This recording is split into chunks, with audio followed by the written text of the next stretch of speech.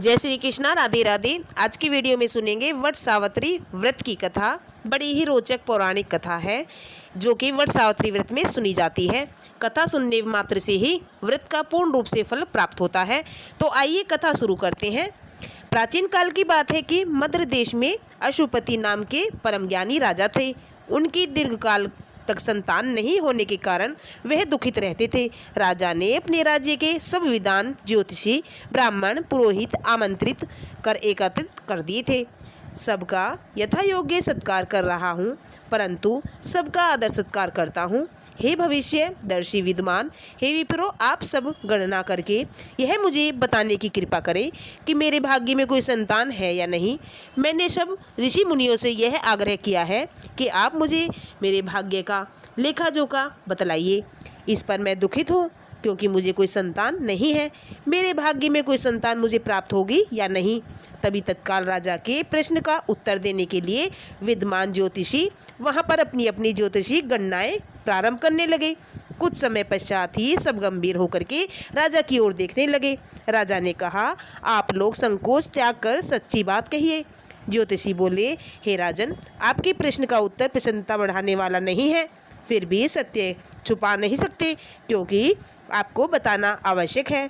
आपके एक अत्यंत ही रूपवान, बुद्धिमान, धर्मपरायण कन्या उत्पन्न होगी, परंतु वह अपने विवाह के 1 वर्ष तक बाद विधवा हो जाएगी।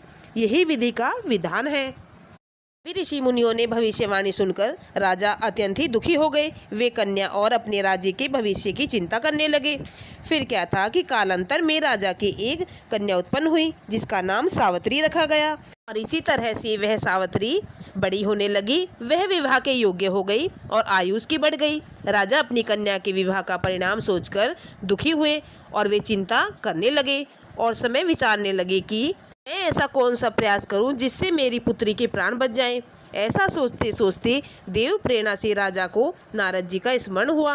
तभी धर्मात्मा राजा ने आवाहन कर नारद जी को बुलाया और सारी बातें उन्हें बता दी। नारद जी कुछ पल विचार करने लगे और बोले, हे राजन, तुम अपनी कन्या के विवाह का दायित्व उसी पर छोड़ दो। तुम अपनी कन्या से कहो कि वह अपने लिए स्वयं ही योग्य वर तलाश ले। तुम्हारी कन्या जिस युवक को अपने भावी पति के रूप में तुम्हें सामने प्रस्तुत कर देगी, तुम उसी के साथ अपनी कन्या का पूर्ण रूप से उसका विधि विधान से विवाह कर देना। राजा ने अपनी कन्या सावित्री को बुलाया और नारद जी की बातें बता करके पूछा, हे पुत्री सावित्री, तुम कहो तुम्हारा क्या विचार है। सावित्री बोली, हे पिताजी, मैं नारद जी के आदेश का प्रसन्नतापूर्वक से पालन करूंगी। भी राजा को कुछ सांत्वना प्राप्त हुई। अब राजपुत्री सावित्री ने सखी सहेलियों, दास दासियों से कहा, अनुचरों सहित भावी पति के योग्य व्यक्ति को ढूंढने में भ्रमण करना प्रारंभ कर दिया। अनेकों नगर वन पार कर सावित्री एक छोटी सी रमणीक जंगल में पहुंची। वहां पहुंच करके सावित्री ने अपना रथ रुकवाकर कुछ देर प्रकृति की सुंदरता निहारने के बाद सावित्री विश्राम करने लगी। आंख खुलने पर एक वृक्ष की डाल पर बैठकर कुल्हाड़ी से लकड़ी काटता हुआ एक सुंदर बलिष्ठ गौरवर्ण युवक देख चुका था। तभी उस युवक ने देख करके सावित्री से युवक के चेहरे के भावों को, मूर्खाकृति और स्वभाव से ध्यानपूर्वक के अध्ययन करती रही और मन ही मन मुस्कुराने लगी। युवक का मौन निरीक्षण करते हुए काफ़ी समय व्यतीत हुआ। सावित्री ने अपने अनुचरों से द्वारा युवक को बुलवाकर भेजा और सावित्री द्वारा बुलाने जाने पर सत्यवान उसके पास आ पहुँचे। अभी सत्यवान ने राजकुमारी से कहा कि हे राजकुमारी, मैं कुलीन युवक हूँ, इसी जंगल में रहता हूँ। मेरे साथ ही मेरे माता पिता भी रहते हैं, वे अंधे हैं। मैं जंगल की लकड़ी काटकर बाजार में बेचता हूँ और इसी से मैं तीनों प्राणियों का जीवन निर्वाह होता है। इसी से मैं अपना जीवन कल्याण करता हूँ। मेरा नाम सत्यवान है। आप कहिए, मैं आपकी क्या सेवा कर सकता हूँ।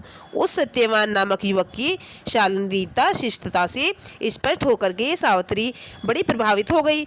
तभी सावित्री ने उस युवक से विवाह करने का निश्चय कर लिया। ऐसा निर्णय लेते ही सावित्री ने युवक से शांत गंभीर स्वर में कहा, प्रसन्नतापूर्वक से उस युवक से विवाह करने का प्रस्ताव रख दिया। सावित्री का प्रस्ताव सुनकर सत्यवान ने कोमल नर्म स्वर से कहा, हे राजकुमारी, मेरे साथ विवाह करना चाहती हो, आपके लिए उचित नहीं है।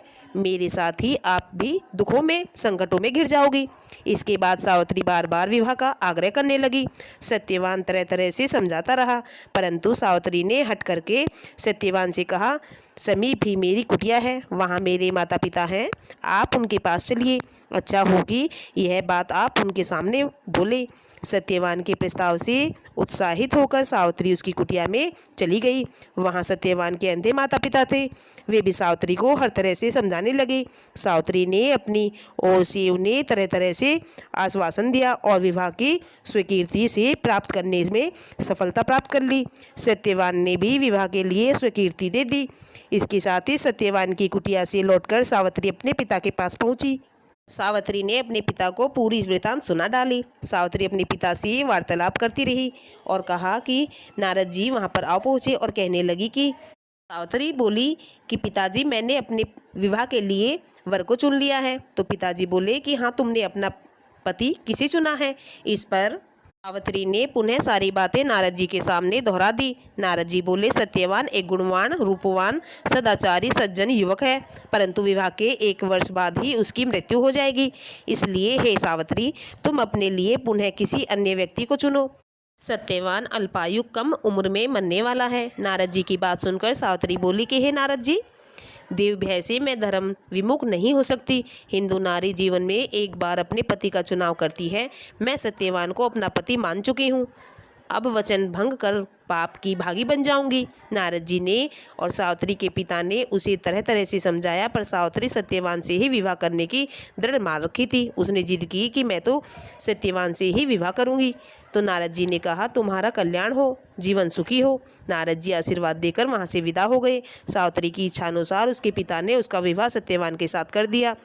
इसके साथ ही सावित्री को यह पता था कि उसके पति की 1 वर्ष बाद पुनः ही मृत्यु हो जाएगी। ऐसे में यदि भगवान शंकर को मना लिया जाए और उनका विधि पूर्वक से पूजा अर्चना की जाए और प्रभु से यह आशीर्वाद लिया जाए कि सदैव मेरे पति की सदैव रक्षा करेंगे। इसके साथ ही सावित्री ने यह मन में ठान लिया और विधि पूर्वक से भोले शंकर के विधि विधान से पूजा अर्चना करने लगी और भगवान शंकर को प्रसन्न करने लगी। तभी क्या होता है कि सावित्री भक्ति पूर्वक से शंकर भगवान की आराधना करती है और सत्यवान के लिए सावित्री पूर्ण मनोयोग से शिव जी की आराधना करती रही। तभी सत्यवान के केवल 7 दिन शेष बचे थे, तो सावित्री और तीव्रता से कठिन व्रत करके और उपवास करके भगवान को प्रसन्न करती रही। सावित्री की भक्ति से भगवान शंकर अत्यंत ही प्रसन्न हुए और वहां पर प्रकट हो गए और बोले, हे सावित्री, मैं तुम्हारी भक्ति से अत्यंत ही प्रसन्न हूँ, मुझसे मनवांछित फल मांगने की इच्छा है तो मांग लो। सावित्री बोली, हे प्रभु, मेरे पति की आयु 2 दिन की ही शेष बची है, कृपा करके उनका जीवन की रक्षा कीजिए, अर्थात युक्ति बताएं और कोई उपाय ऐसा बतलाइए कि भगवान शंकर बोले, कल ज्येष्ठ मास की अमावस्या के दिन भक्तिपूर्वक वट वृक्ष की पूजा करने के उपरांत तुम्हारी मनोकामना अवश्य से पूर्ण होगी। सावित्री ने वट वृक्ष की भक्तिपूर्वक से पूजा की और रात्रि में जागरण किया। दूसरे दिन प्रातःकाल जब सत्यवान जंगल में लकड़ी काटने जाने लगा तो सावित्री भी उसके साथ चलने की हट करने लगी। किसी प्रकार से सास ससुर को राजी कर लिया। सावित्री ने पति की एक न मानी और उसके साथ जंगल में स्वयं भी चली गई। लकड़ी काटने के लिए सत्यवान एक वृक्ष पर चढ़ा, एक डाल को काटने लगा और कुल्हाड़ी चलाते ही सत्यवान का सिर दर्द से भर गया। तभी वह वट वृक्ष के नीचे उतर आया और सावित्री से बोला कि मेरे सिर से पीड़ा हो रही है और मैं आराम करना चाहता हूँ, मुझे दिक्कत हो रही है। पतिव्रता धर्मपरायण सावित्री चिंतित होने लगी। सत्यवान कुछ ही देर में मूर्छित हो गया और अचेत हो गया। तभी सावित्री ने अपने सम्मुख एक दिव्य पुरुष को देखा। उस दिव्य पुरुष को देखकर सावित्री ने पूछा, आप कौन हैं? उसने उत्तर दिया कि मैं यमराज हूँ, तुम्हारे पति की आयु समाप्त हो चुकी है, मैं उसके प्राण लेने के लिए आया हूँ। अपनी बात समाप्त कर यमराज ने सावित्री की गोद में अचेत पड़े हुए सत्यवान को प्राण लेकर के प्रस्थान किया। सावित्री भी यमराज के पीछे पीछे चल दी। यमराज ने सावित्री को अपने पीछे आने से बार बार मना किया, पर सावित्री नहीं मानी। जब यमराज वहां से पीछे पीछे चलते हुए बहुत दूर आ गए, तभी सावित्री उनके पीछे पीछे आ गई और पीछा छुड़वाने के लिए यमराज ने विचार किया कि यमराज बोले, हे सावित्री, अपने पति को प्राण दान देने के लिए अतिरिक्त कोई अन्य 3 वर मांग लो और लौट जाओ।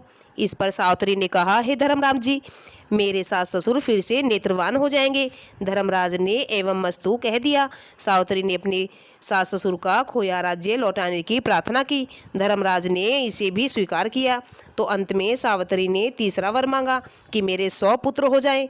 फिर धर्मराज बोले 100 पुत्र हो जाएंगे। वरदान देकर धर्मराज शीघ्रता से आगे बढ़े। कुछ दूर जाने के बाद धर्मराज ने पीछे मुड़कर देखा तो पाया कि सावित्री अभी भी पीछे पीछे आ रही है। इसके साथ ही यमराज क्रोधित हो गए और मैंने तुम्हारे तीनों वचन स्वीकार कर लिए हैं, फिर भी तुम मेरे पीछे पीछे क्यों आ रही हो? सावित्री बोली, हे भगवान, आपने मुझे पुत्रवती होने का वर दिया, फिर भी आप मेरे पति के प्राण लेकर जा रहे हो। पति के बिना मैं कैसे पुत्रवती बनूंगी?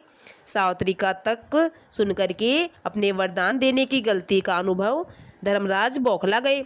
पुनः संयत होकर के बोले, हे सावित्री, तेरा सुहाग तो नहीं था, परंतु बड़ शायद अमावस करने से और पार्वती माता जी की पूजा अर्चना करने से तेरा पति पुनः जीवित हो जाएगा।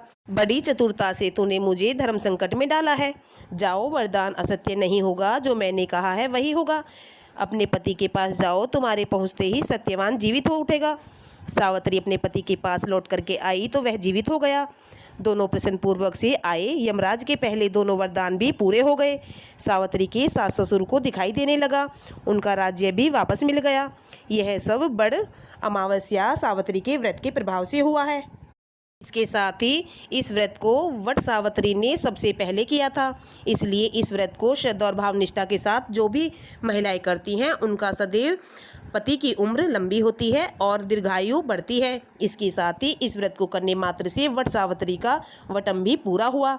हे भगवान, जिस प्रकार से आपने सावित्री के अचल सुहाग की रक्षा की, उसी प्रकार से सभी को सुहाग देना और सदैव सुहाग की रक्षा करना। जो भी इस कहानी को सुनता है अर्थात दूसरों को सुनाता है, उसकी सभी मनोकामनाएं पूर्ण होती हैं। सावित्री के पिता को पुराने श्राप से मुक्ति प्राप्त हुई। सावित्री के पिता अश्वपति को भी 100 पुत्र प्राप्त हुए। उन्होंने सारे में ढिंढोरा ये पिटवा दिया कि कहते सुनते हुंकारा भरने वाले का सबका भला हो, और राज्य में ये ढिंढोरा पिटवा दिया कि जेठ माह में अमावस के दिन बड़ की पूजा करेगा और बड़ के पत्तों का गहना पहनेगा। सावित्री सत्यवान ने भी 100 पुत्र प्राप्त करके दीर्घायु राज्य भोगे और बैकुंठ में पधार गए। इसी तरह से यह परंपरा चली आ रही है। जेठ माह में जो भी महिला सौभाग्यवती स्त्री इस व्रत को करती हैं और वट वृक्ष की पूजा अर्चना करती है, विधि विधान से इस व्रत का पालन करती हैं, प्रभु उनके सदैव सुहाग की रक्षा करते हैं। इस तरह से वट सावित्री का व्रत मनाया जाता है और विधि पूर्वक से पालन किया जाता है। इसी तरह से वट सावित्री के व्रत की कथा पूर्ण होती है। अगर ये वीडियो आपको पसंद आई हो तो वीडियो को लाइक करें, सब्सक्राइब करें, शेयर करें, कमेंट अवश्य करें। बोलिए सावित्री माता की जय।